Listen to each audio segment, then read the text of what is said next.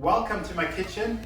I have bought a dining table, and as you can see, it's completely naked, but you and I are going to dress it up. There are a million different ways to dress up a table. You can dress it up in a way that it blends in with the surrounding room, or to juxtapose. So it could be that the furnishing in the room is very modern and therefore you decide to dress your table up in a little bit of a rustic way, or vice versa, or a blend between the two where your table is both rustic and modern as well. And there's also ways to just keep the table looking relatively neutral but add a splash of color with a bright vase or maybe flowers every now and then. And there's no real right or wrong. And there's also the option to vary the way that the table looks depending on the season of the year as well as time of day. So the table might look a certain way during the day, but then in the evening you bring out your special occasion item and transform it completely. There are three important considerations to keep in mind when dressing up a table. The first one is durability, because a kitchen and a dining table is a high traffic area. Things are bound to get wet, stained, and be prone to scratches, especially if you have young children or pets. So do keep durability in mind. The second one is replaceability. If something breaks, how easy is it to replace it? How much will it cost? And then lastly, price. Price is really important because costs can easily add up, and price also offers a lot of room for prioritization. So you could decide to spend a bit more on the plates but less on the table mats, or maybe you're a chair snob and want to spend a lot of money on really nice chairs but are happy to spend less on cutlery. So do try to budget and just cost up different items so that you get a full holistic view of how much it will cost, as well as to look into whether there's a little bit of spare budget for spares as well, because that is very important to have. Without further ado, let's get into dressing up my table. So as you can see, it's a reclaimed wood dining table and the finish is called Jacobean. And that is a bit of a finish that's not too dark, it's not too bright.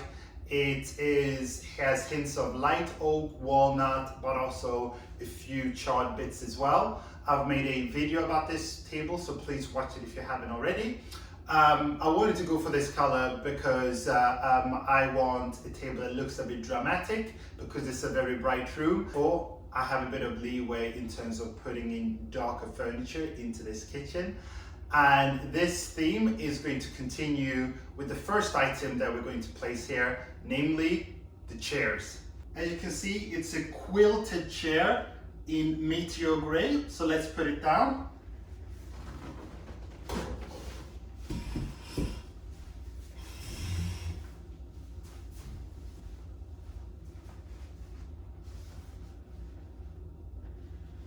So these chairs are in meteor gray, and they're a bit masculine but not excessively masculine, and the color is gray but looks a bit like the surface of the moon. There's a bit of blue in there as well.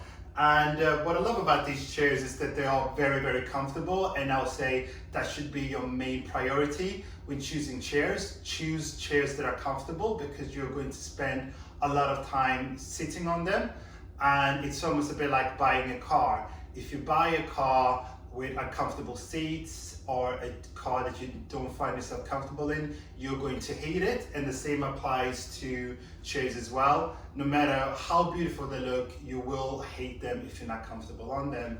And I like that these have a bit of a high back and it's a bit wide as well. 5'11", so that's 180 centimeters, and I weigh roughly 82 kilos, so that's 170 pounds. And these chairs just hug around my back, which is lovely. And I also want to get into one of my biggest tips when dressing a table, and that is to consider buying used items. So I picked this up from someone on Facebook Marketplace. Full price for these is £180, but I managed to buy them for £90 in almost brand new condition. The seller actually lived roughly an hour and 10 minutes away from me, but coincidentally that was next to an airport that I was due to visit anyway. Now it's time to fetch the next item, and that will be something for the bench.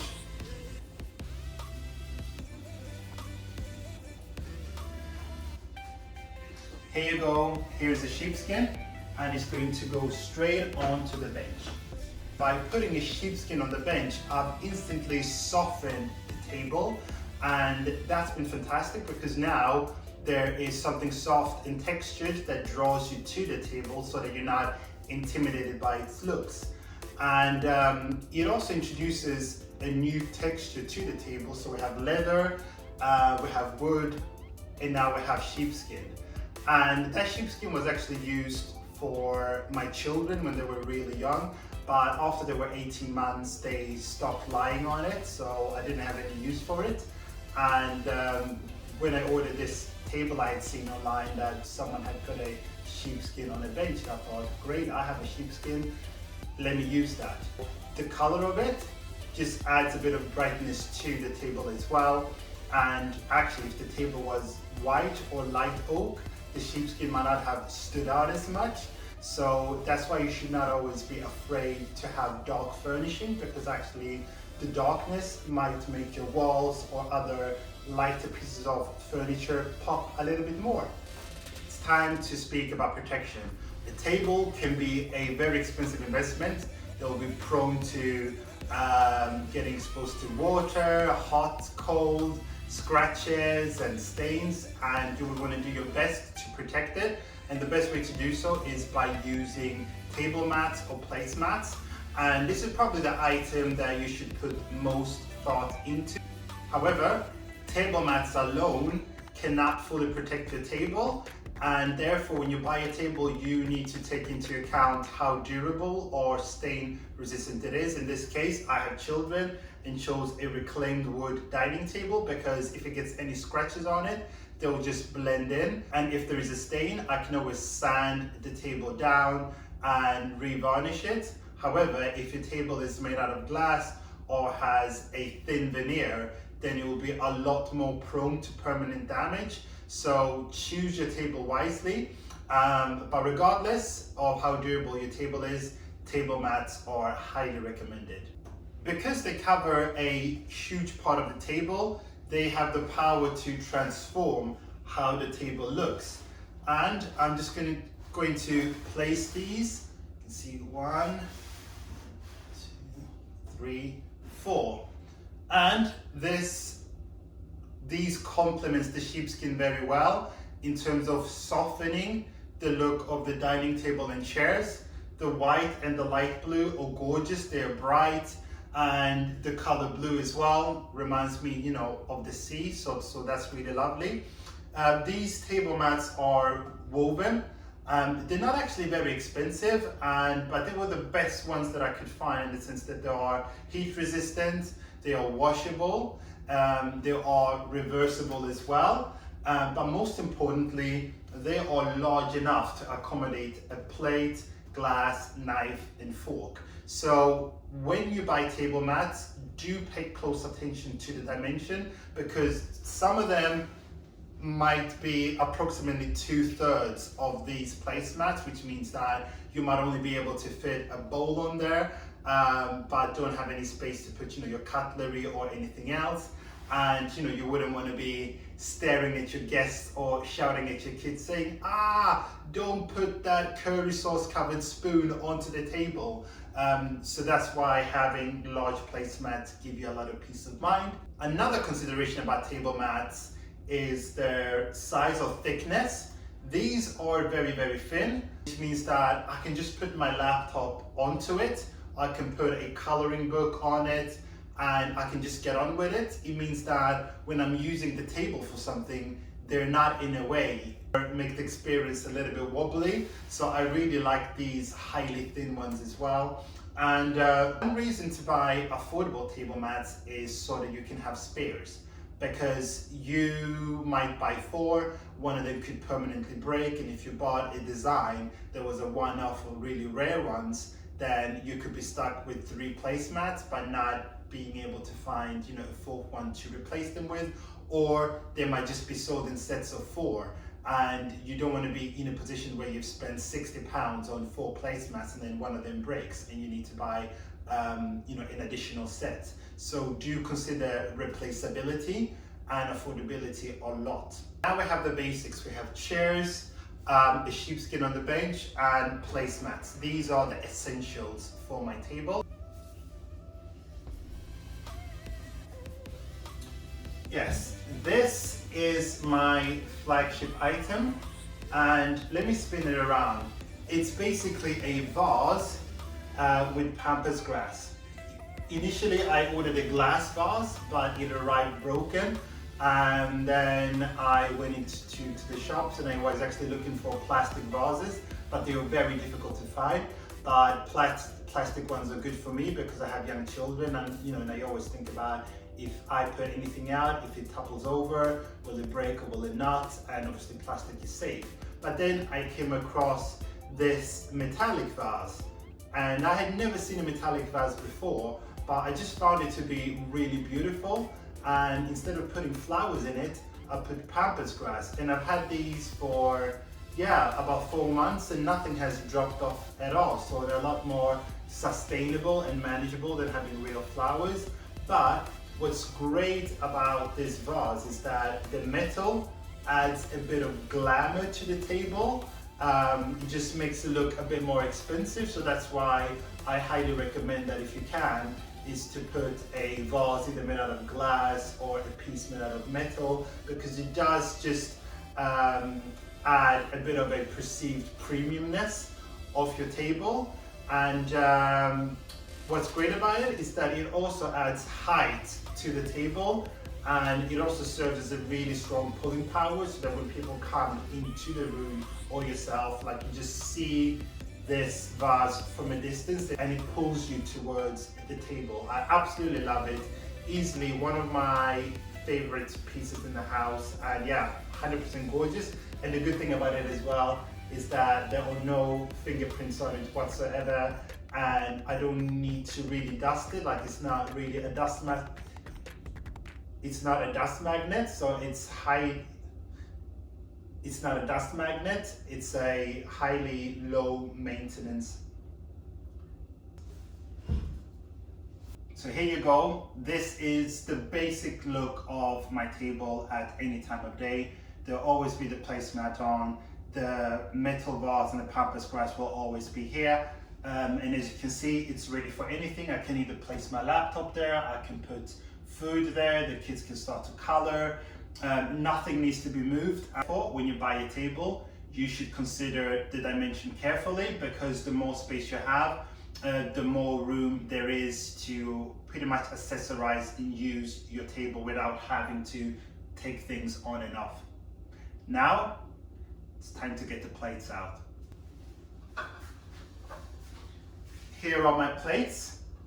Don't know whether you can see them. They are Slate plates. Don't know whether you can hear the texture. It's quite a nice sound. Let's put them down.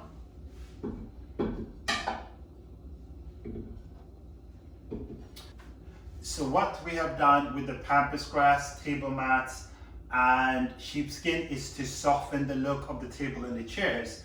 Now when that's done, we can bring in a little bit more of like darker items again. As you can see, with the slate color of the plates, they tie the chairs into the whole dining table, and that is really lovely. So I've mixed and matched light colors and dark colors, and also the color of the plates, they make the table mats pop, which is lovely. I have decided to mix and match plates that are made out of slate with bowls and smaller saucers from completely different sets, and that's a way for me to save money, because these are a little bit more premium. They cost £20, but then it means that I have a lot more money to spare for bowls and glasses and cutlery that I will need multiple quantities of and not just 4. Let's get the bowls out. Here are my multi-purpose bowls.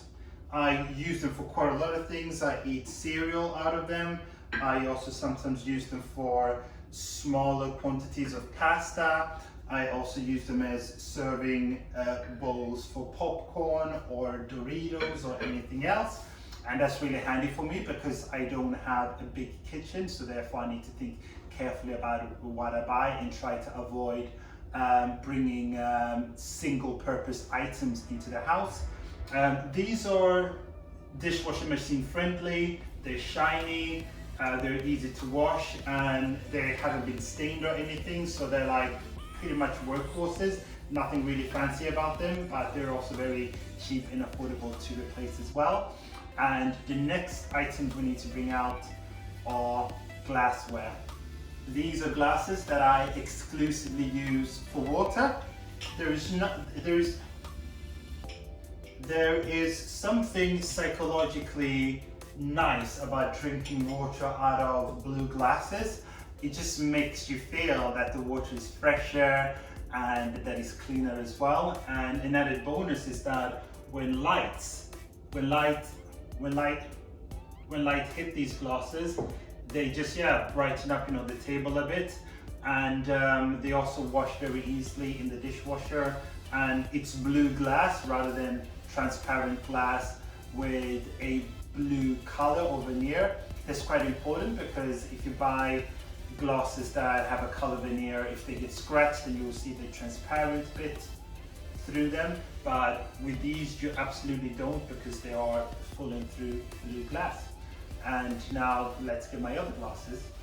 And here are my transparent glasses, and I use these for juice and for cocktails or even for smoothies. And I like to use the transparent one because you can see the color of the juice, compared with if you pour juice into a blue glass, like you can't really see the color properly. And similarly, these are very durable, quite affordable, they're very smooth, easy to hold. Meanwhile, these have lovely textures, and I really love them both equally. And similarly, if I have friends over and we have wine, then I tend to bring over the wine glasses as well as a glass of water for them as well. So having two different glasses for things is not excessive at all. Now let's get one of the last items, and that is cutlery. Knives and forks. So let me lay them out. And I've gone for affordable ones from IKEA.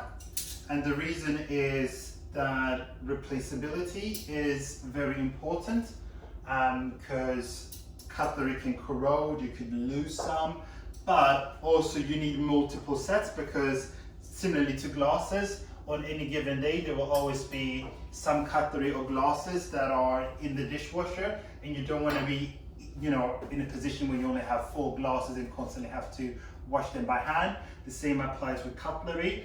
So with that cutlery, I think a set was maybe 8 or 12 pounds, and that was a set of 4 of each, and naturally I would need another set, so that becomes double the price. And similarly with glasses as well, if you have a table for 4 people, you need 8 of each types of glass. So things can easily add up, so that's why it's important to look at pricing and look for ways where you can save money, because there are things where you absolutely need to have multiple items, such as the glasses, cutlery, plates, bowls, and even table mats. And let's get the last piece of cutlery, and that's spoons. Here are my big spoons and small spoons, and they come from the same set as the knives and forks. So let me lay them all out. Again, machine washer friendly. I can just chuck them in, have them washed, and there won't be any lime scale on them or any rust.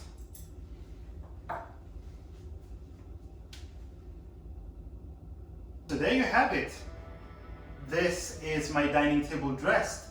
And what you might also discover, that I do have a lot of items on the table, but there's still plenty of space left. And this is why it's so important to be careful when you buy a table, and not to buy a table that's too small, because all 4-seater tables are not equal.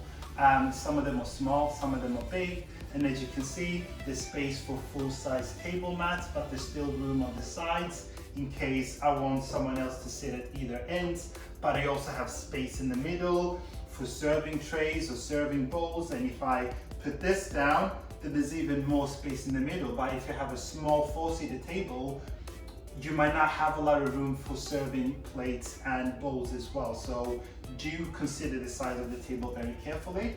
But I'm extremely pleased with this look. I've taken a semi-masculine table and softened it with a lot of white items and brought in, a little bit of blue.